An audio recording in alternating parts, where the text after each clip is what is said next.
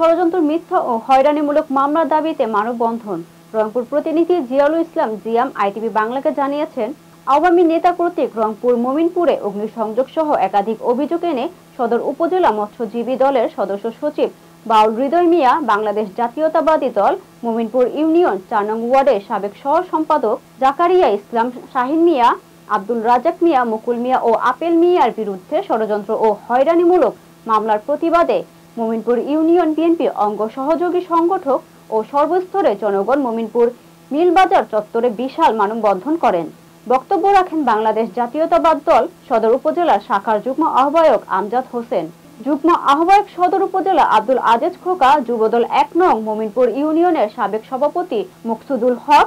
বক্তারা সুষ্ঠু তদন্ত সাপেক্ষে আইনে না দেওয়ার জন্য সংশ্লিষ্ট কর্তৃপক্ষের নিকট দাবি জানান।